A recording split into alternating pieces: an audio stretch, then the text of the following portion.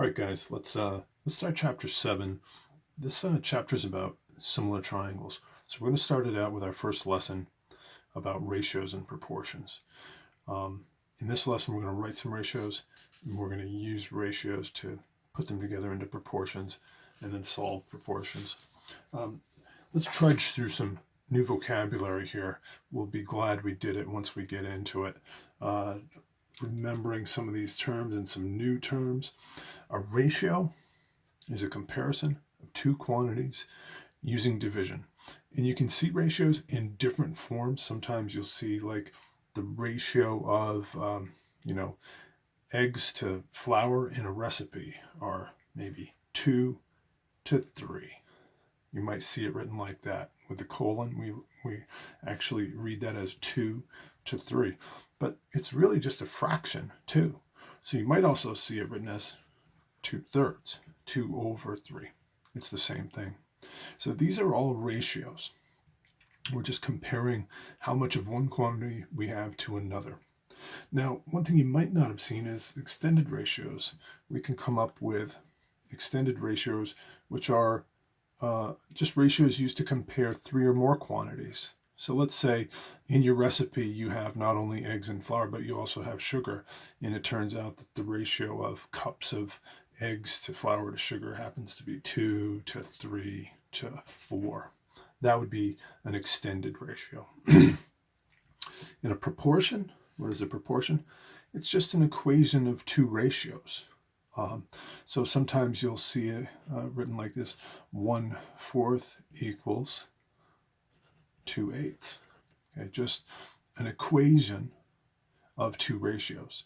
And it might also be written as 1 to 4 equals 2 to 8, something like that. Okay.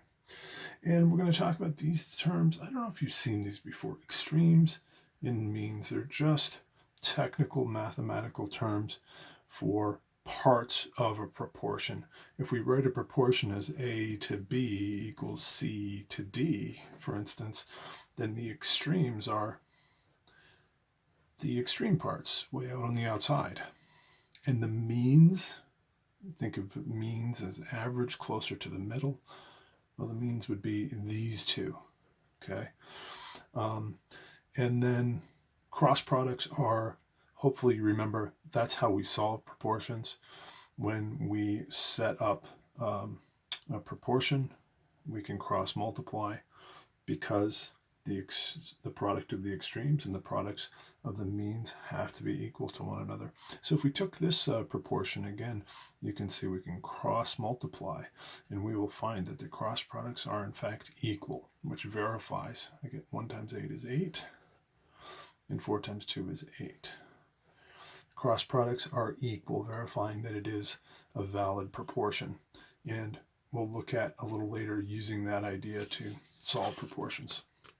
So why are we talking about ratios and proportions in geometry? Well, it all comes down to this chapter being about similar triangles, which is not what we talked about in chapter 4, congruent triangles, triangles that were exactly the same size and shape in every way. Now we're going to talk about similar triangles that are the same shape but different sizes. And a great way to show where you might see similar triangles is to look at an interesting picture like this. And this is a perspective drawing. It's a 1-point perspective. You may not realize it, but there are all these lines that vanish off here in the distance at some point. You can see them converging. You're not quite sure where it is. It's not marked, but your eye is drawn to this point somewhere back in here, called the vanishing point. And you can see on this bridge, for instance, that is going to create, perhaps I'll grab a highlighter, that is going to create some triangles that we can work with. And if you wanted to construct a picture like this, you might actually start with similar triangles to make sure that you're getting the proportions of everything correctly. You can see these triangles here. They're obviously not congruent because they're getting bigger and bigger as they go out, but they have the same angles and they have the same proportions. So That's what this is really going to be all about, and that's why we're reviewing ratios and proportions here. Let's take a look at a ratio problem. The number of students who participate in sports programs at Central High School is 520. The total number of students in the school is 1,850. Find the athlete to student ratio to the nearest tenth. Okay, so we could write that as a ratio. The athlete, number of athletes, 520, to the number of students, 1,850. But we could also write it as a fraction, 520 over 1,850. And of course, we can also turn that into a decimal, which we want to do because they wanted us to round it to the nearest tenth. So you'll see here, 520 divided by 1850. What do we get? 0.281, which is approximately 0.3. Okay, so that's a ratio. That's a ratio. And that is also a ratio. All right, let's try another one. The country with the longest school year is China, with 251 days. Find the ratio of school days to total days in a year for China to the nearest tenth. Use 365 as the number of days in a year. So we've got how many school days in China? We've got 251 to 365. We can write that as a fraction, 251 over 365, which will equal, what do we get? 251 divided by 365. We get 0.688, and they want us to round that to the nearest tenth. So we're going to say about 0.7. Wow, 70% of their days. That's the same as 70%. 70% of their days are spent in school. It's a lot of school. All right, let's try another one. Oh, this is a good one because it starts to bring it all into geometry for us. In triangle EFG, the ratio of the measures of the angles is 5 to 12 to 13. Find the measures of the angles. Now, this is one of those extended ratios. Remember, we introduced that in our vocabulary, extended ratios. Okay, so we'll draw a triangle here. Let's just call this E, F, and G. And what they're saying is the ratio of the measures of the angles are 5 to 12 to 13. Now, obviously, that's not the actual measures of the angles, 5, 12, and 13, because if I added those up, I would get 30. And all the angles in a triangle are supposed to add up to 180. So, but what this means is this angle is 5 times bigger than some number. And this angle is 12 times bigger than that same number. And this angle is 13 times bigger than that same number. If you're getting my drift, we ought to be assigning a variable x for that number that we're looking for. So I could call this angle, it's not 5, but I'm going to call it 5x. It's 5 times some number. And this one is 12 times that same number. And this angle is going to be 13 times that same number. That keeps them all in that same extended ratio of 5 to 12 to 13. Okay. Now, what do I do with that? Hopefully you're thinking, triangle sum theorem tells me that 5x plus 12x plus 13x should add up to what? 180 degrees. Good, and we can combine those variable terms. We'll get 30x equals 180. If we divide both sides by 30, we're going to get x equals 6. Okay, so what are the actual measures of the angles? Well, 5 times 6, this guy will be 30 degrees. 12 times 6 is going to give me 72 degrees. And 13 times 6 is going to give me 78 degrees. Do they in fact add up to 180? 78 plus 72 is 150 plus 30 is 180. Good. Okay. Now you might also see this problem with respect to the lengths of the proportions or extended ratios of the sides, and they'll give you a total perimeter. Because all triangles have different perimeters, they'll have to give you the perimeter if you're going to solve that problem. But with a problem like this, with angles, well, we know every single triangle, the sum of the interior angles will be 180. All right, let's try one more of those. So, triangle ABC, let's just make it like this, ABC. The ratio of these angles is 3 to 5 to 7. So this angle is 3 times bigger than some number. This angle is 5 times bigger than that same number.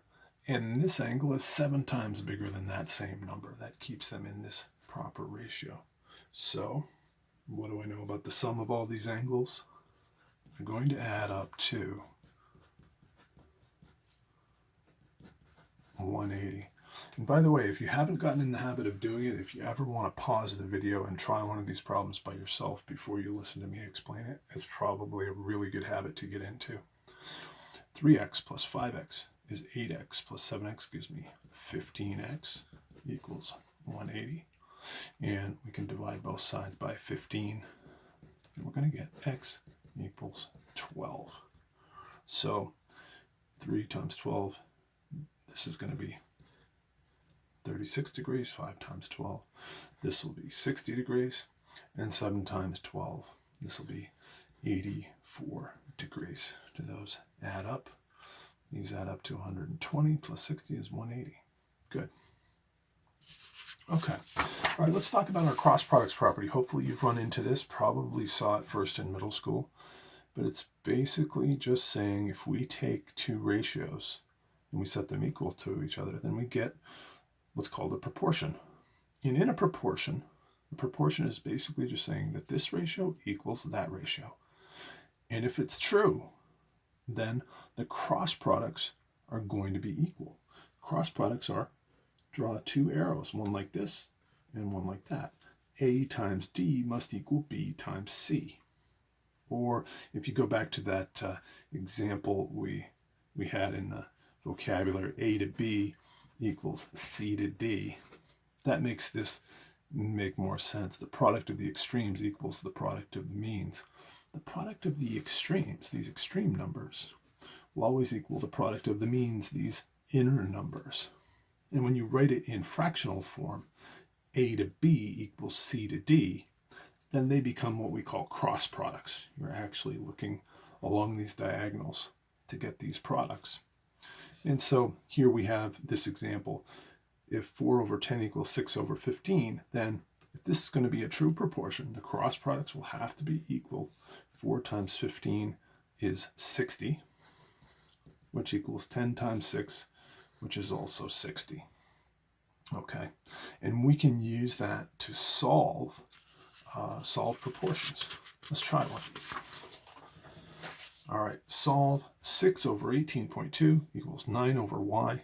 This is a proportion. We can use the cross products to solve this. What are our cross products? 6 times y equals 9 times 18.2. So I get 6y equals 9 times 18.2. And what is 9 times 18.2? 9 times 18.2. So I get 6y equals 163.8. And we can divide both sides by 6 and find that y equals 27.3. Okay? So you can end up with a proportion with a variable in it. You can solve for that variable. In order for this to be a true proportion, y would have to equal 27.3.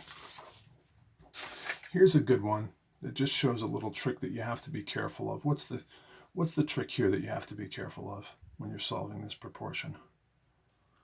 One of our cross products is going to be 3 times negative 26. And our other cross product is going to be, I'm going to write it out, 6 times the quantity 4x minus 5. So get in the habit of writing it like that, or at least thinking of it like that, so you'll know that you have to do what that begins with a D. You're going to have to distribute there. Okay, so 3 times negative 26, that gives me, I believe, negative 78, equals, let's distribute that 6, and we get 6 times 4x is 24x. 6 times negative 5 is negative 30. Good. And we can add 30 to both sides here. And what is negative 78 plus 30? That's going to give me negative 48 equals 24x. And if I divide both sides by 24, we will get negative 2 equals x. Good. So yeah, don't forget to distribute when you have one of your parts of your proportion. If it happens to be a binomial, don't forget you've got to distribute there. Okay, so what do we have here? What are our cross products going to be? 42b should equal 13.5 times 14. 42b equals 13.5 times 14. I'm going to try to do that in my head and say that it's 189. Am I right on that? Yeah, you don't trust me. It's wise not to trust your math teacher. 13.5 times 14. Oh, that time you should have trusted me. 42b equals 189. So I can go ahead and divide both sides by 42. And I'm going to get b equals 4.5. Okay. All right. One more. Let's just make sure we haven't forgotten the little trick here. What's the thing that you have to watch out for here? Why don't we take this cross product first? It's going to be 2 times the quantity, 7n minus 1, equals 8 times 15.5. Okay, so let's go ahead and distribute that 2. And we're going to get 2 times 7n is 14n.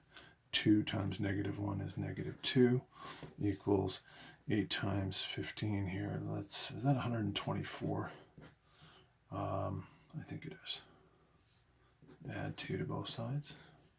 And we get 14n equals 126. When we divide both sides by 14, we get n equals, let's see, what is that? 126 divided by 14. N is 9. Nice number. Okay.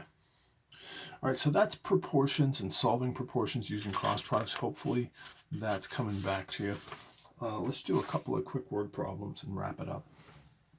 Monique randomly surveyed 30 students from her class and found that 18 had a dog or a cat for a pet. If there are 870 students in Monique's school, predict the total number of students with a dog or a cat.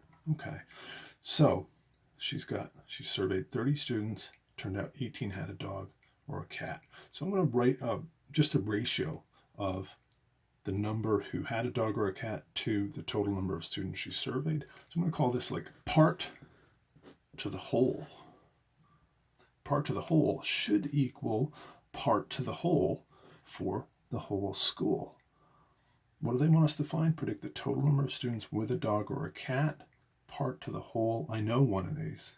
I know the whole. I know all the students is 870. And I want to find how many probably are going to have a dog or a cat according to the ratio that she found in this survey. Okay? Part to the whole equals part to the whole.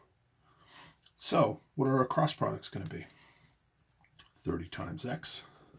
30x equals 18 times 870. Okay, no, I'm not going to do that one in my head. 18 times 870 equals, so I get 30x equals 15,660. And I'll divide both sides by 30.